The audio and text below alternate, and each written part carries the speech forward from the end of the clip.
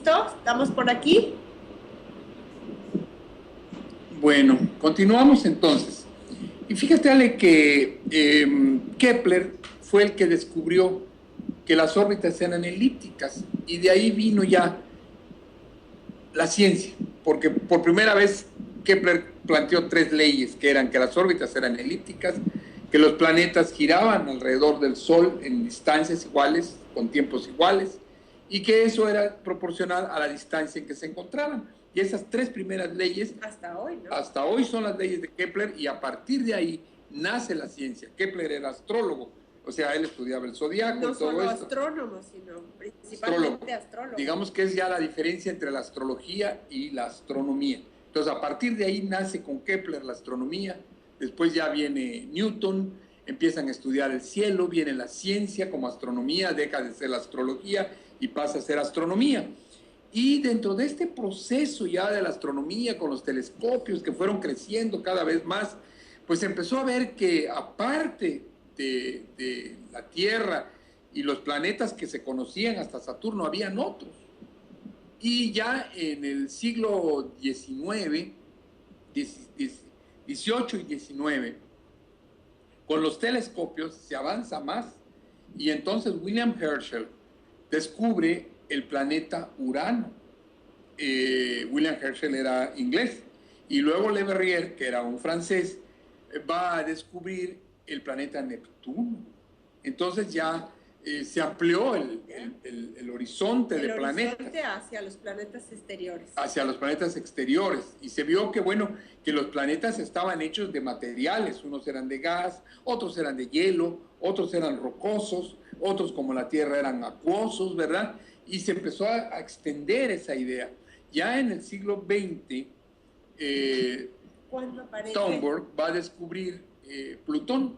Del 20. En el siglo pasado. Bastante reciente. En el siglo pasado, digamos hace como 100 años.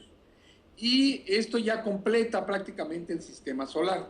Lo completa y luego lo descompletan. ¿Cómo está eso? Bueno, lo que pasa es que como siguen las investigaciones, descubren que hay más mundos todavía. Entonces ya a finales del siglo pasado descubren Sedna y descubren otros planetas que están más lejos del Sol. Ahora se habla hasta de Nibiru, que es un planeta que anda ahí muy lejos, o otro sol. ¿Qué si éramos también planeta, le nombran planetoide?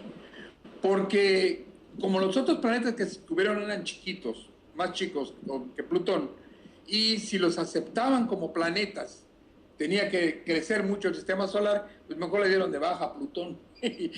Era más fácil, ¿no? Entonces convirtieron a Plutón en un planetoide, pero hay planetas muy grandes que todavía se están descubriendo.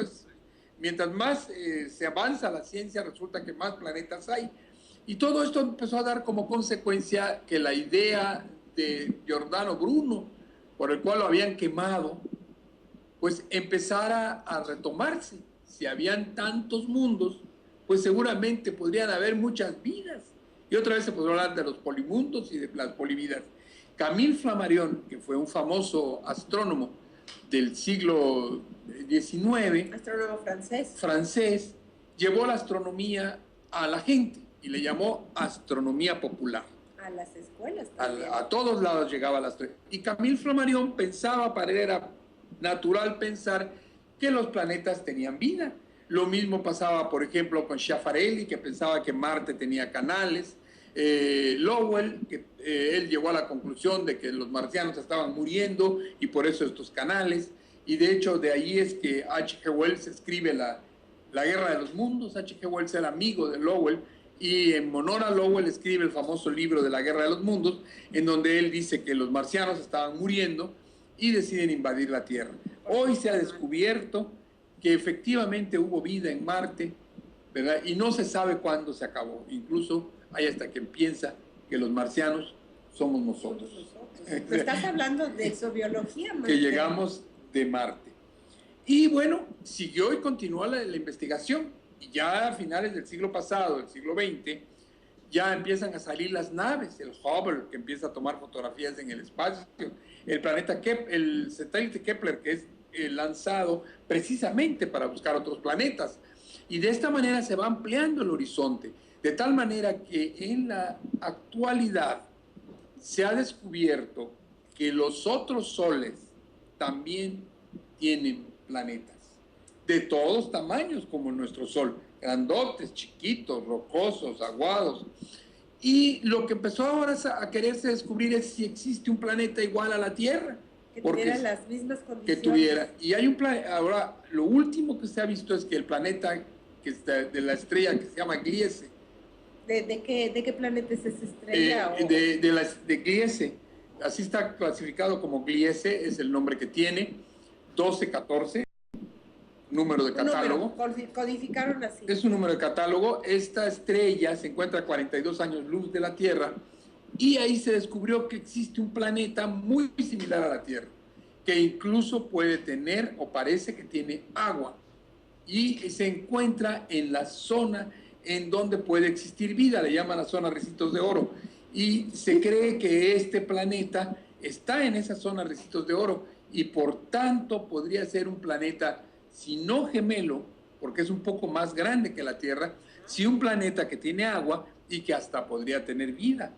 Y lo mismo en el sistema solar, se descubrió, por ejemplo, que Europa tenía agua, ¿verdad? Y que ahora... Europa, me hablas de la luna... De la luna de Júpiter. De Júpiter. Y también se descubrió que una de las lunas de Saturno también tenía agua, entonces se empezó a pensar que el agua era algo común en el universo, no solamente de la Tierra. Entonces fíjate cómo fue avanzando el pensamiento, la visión, desde aquella época en que se pensaba que la Tierra era el centro del universo y que todo giraba alrededor de ella. Después se sacó a la Tierra y se puso el Sol. Después se vio que el Sol era un sol más de miles de millones de soles. Se descubrió la galaxia, se descubrió que habrían miles de millones de galaxias, miles de millones de soles, miles de millones de planetas. Y ahora la gran incógnita que muy pronto la vamos a descubrir y quizás nosotros nos toque todavía vida para verla, es darnos cuenta que también, como en la Tierra, existe vida y los polimundos y las polividas son algo natural en el universo. Habría que reivindicar de alguna manera a Giordano Bruno, que pues por pensar así fue quemado. Entonces, aquí vemos, Ale, cómo los polimundos y las polividas en el universo es algo natural. Todo en el universo es como es arriba, es abajo, como es aquí, es allá. Y si aquí existe vida, existe también en muchísimos planetas. Solamente habría que pensar, ojalá que no sean como nosotros, ¿verdad?